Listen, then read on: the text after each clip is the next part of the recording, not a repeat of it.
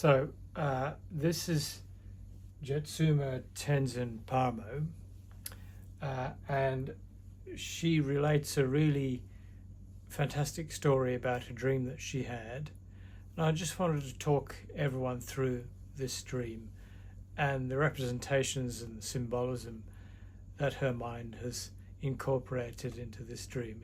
It's quite wonderful if you consider the power of our minds, and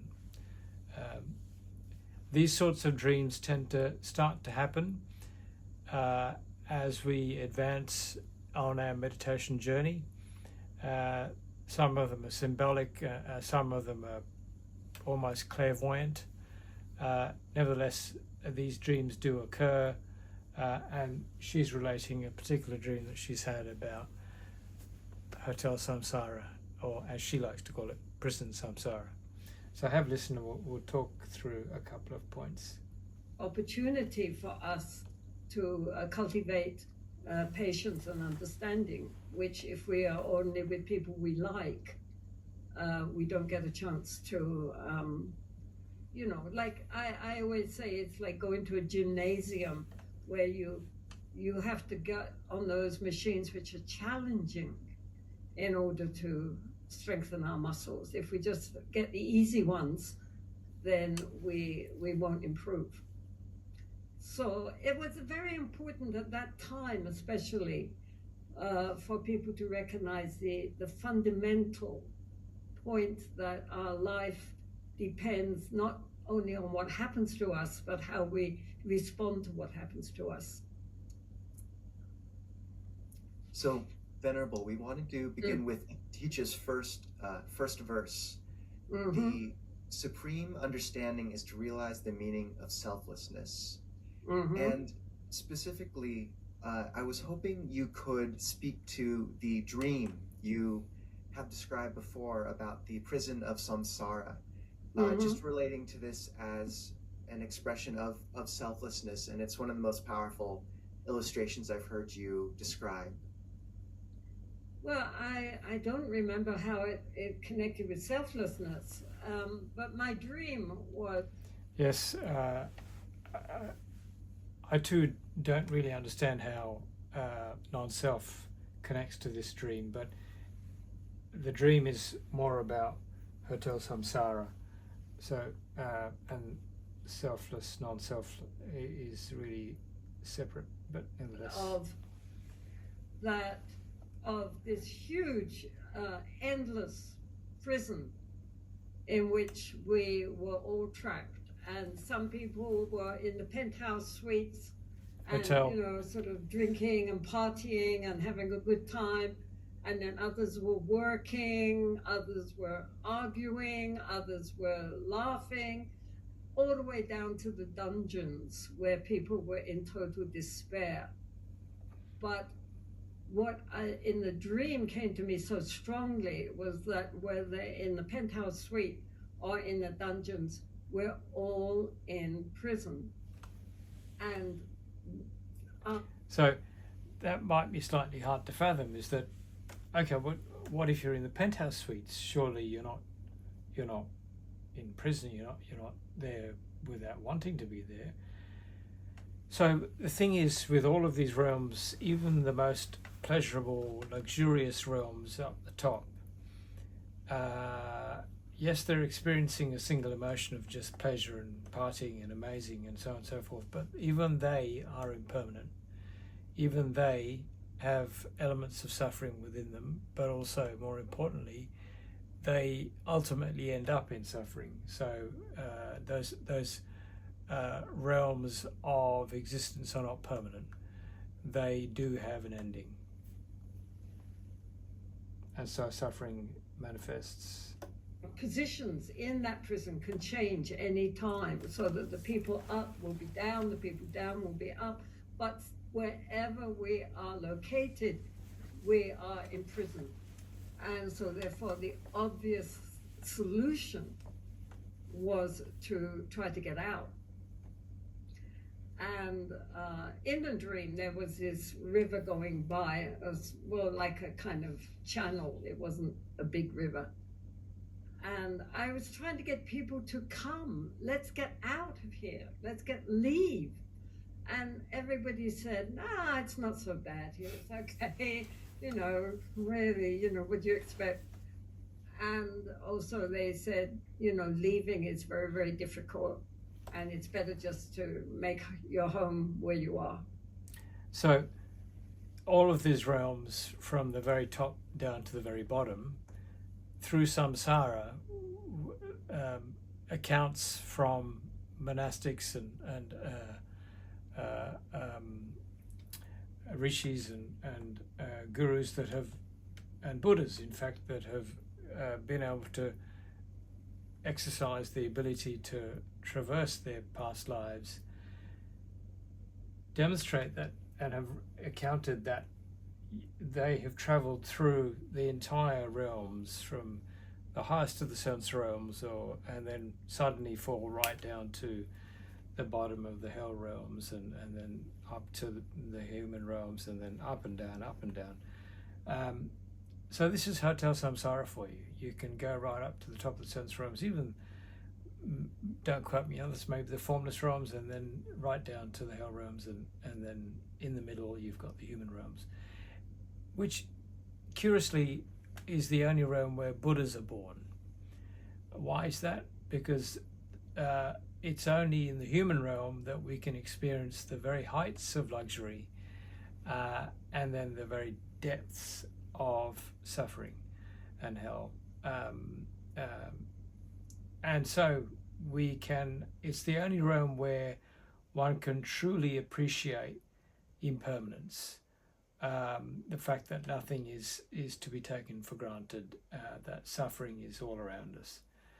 Whereas in all the other realms, they're experiencing only one emotion: pleasure, happiness, or suffering and pain and misery. Whereas the human realm, you've got the entire spectrum of experience all in one realm. So all the Buddhas are born in the human realm. So a little side track there. Let's carry on. But eventually, do you want me to go on? Please. Eventually, I persuaded 2 or 3 friends, and they said, well, if you try to escape, we'll escape too. And then there was this kind of canal running through the prison, and there were guards on either side, but when we saw this small boat, they didn't try to stop us. I thought they would try to stop us, but they didn't. We just got in the boat, and then we got outside of the prison. So that may seem like a small detail, but it's quite big. So they've got out, they found a small boat. The guards saw them. The guards didn't see them. Well, they did see them. Sorry, I think they said she did see them, but they didn't try to stop them. So the guards would represent Mara's army, trying to stop people to get out from Samsara, trying to stop them from walking out of Samsara. These are the ad men that Mara employs. So the Mara's army failed to see her. Why? Because she had undergone at that point in the dream a level of awakening that this Samsara hotel or prison is something we need to get out of. When you reach that level of awakening, one of the problems that Mara and his armies face is that you disappear off their radar. They can't see you anymore. That's beautifully captured by this story, that she sees the guards, but they see her even, but they don't try to stop them because they're off their radar. The boat is just moving by itself. It's off its moorings. Oh well, it'll come back again. But the point is, she has disappeared. See her, so she's off. So that's a really important detail, I think. Just like that. But there was a road running parallel to the prison. So then I started running, and I was running and running and running, and on my left side there you could see all these windows lighted up in this huge building, and again people laughing, people crying, people fighting, people loving, whatever, or every window was a vignette, but it was endless. And I thought, they were right, this is not such a good idea. I'm just exhausted. So yet another detail. So Mara sees bits of you on the radar. You're like, at this point, you're like a stealth aircraft. They can only see spots, suspicious spots on the radar, but they're like scrambling. Oh my! They're trying to get away from us. Let's try and get her back. So these are remnants of Mara's powers trying to distract you with, look what you can have, or look what this is experience, that experience. And that's Mara doing his best to try and stop you. And this is what she's relating to now. But so she almost gives up. In other words, oh, this is too hard, maybe we should go back. But she persists, and this is the thing, we must all persist. And this prison is endless. And then I thought, let's go back. And then I thought, no, if I go back, they also will go back.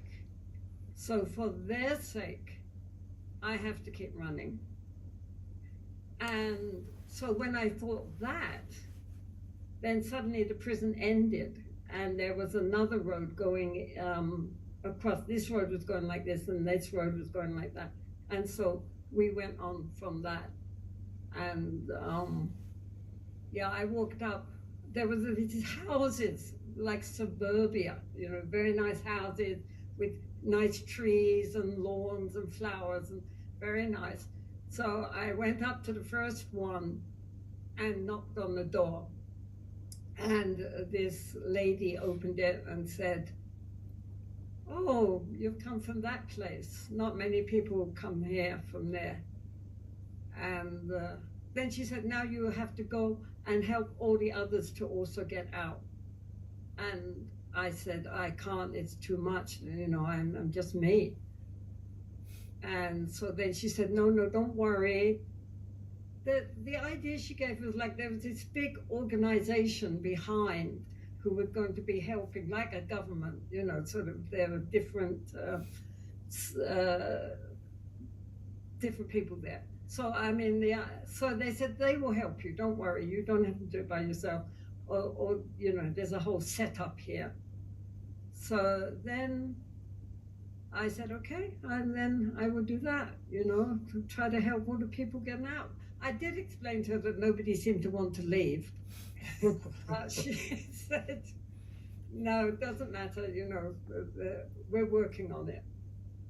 So then after I said that I would join the organization, so to speak, then I woke up. Wow. It's a beautiful dream, and I like thinking of these Atisha verses as like prison break tools. At one point, I've heard you describe them as precepts of Lojong training, and I'm curious if you could say more about that word, because in the Theravada, we just use this word precept to refer to, if it's lay people, the 5 precepts, or as monastics, our 227 or 311 precepts. So how does one relate to these verses for training of the mind? Is it the same as precepts? I mean, it's... So I'll stop it there. It's a great talk. It's Clear Mountain Monastery interviewing Jitsuma Tenzin Palmo, and her talk on the prison of Samsara, which I have cheekily twisted to Hotel Samsara. Please forgive me. Sadhu.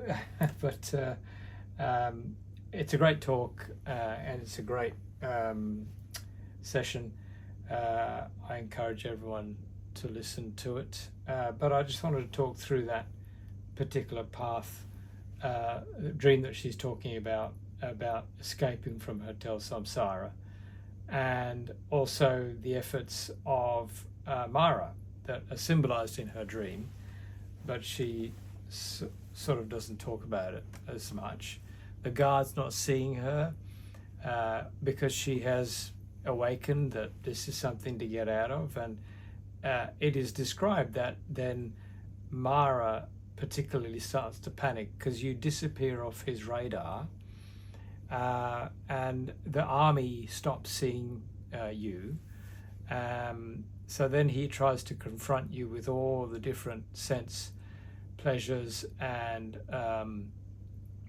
so on and so forth that exist in samsara to try and keep you within the cycle of samsara, which is, yes, sure, full of enjoyment, but also, therefore, because of impermanence, because of change, because of the nature of samsara, also riddled with impermanence and therefore suffering. Jetsuma Tenzin Palmo in her dream is seeking to get out of this prison samsara as fast as she can with her entourage, and then she gets to this beautiful suburban house where a lady talks to her and encourages her to continue to encourage others to get out, which is interesting because at the point of nibbana, then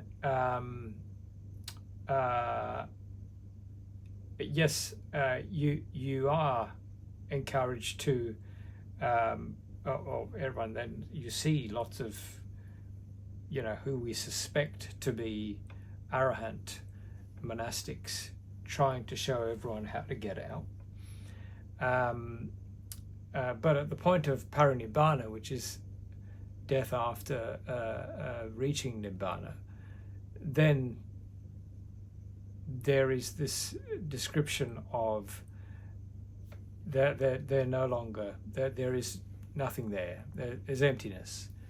In fact, the statues of the Buddha for the first few to several hundred years after he passed away, still before Common Era, were just empty thrones, empty seats, because all who had seen him, been with him, spoken with him, reached enlightenment with him, etc., when he was gone, they felt this profound emptiness that he left behind. So all the initial statues and depictions of the Buddha are for hundreds of years after he passed away was just an empty throne. People around it sitting on an empty throne. So I think that's profound. So anyway, that's a side note. Regardless, the point is her talk here about her encounters with prison samsara, and I hope you listen to the rest of the interview and gain as much wisdom and knowledge and enjoyment as I did. Okay, take care. Bye-bye.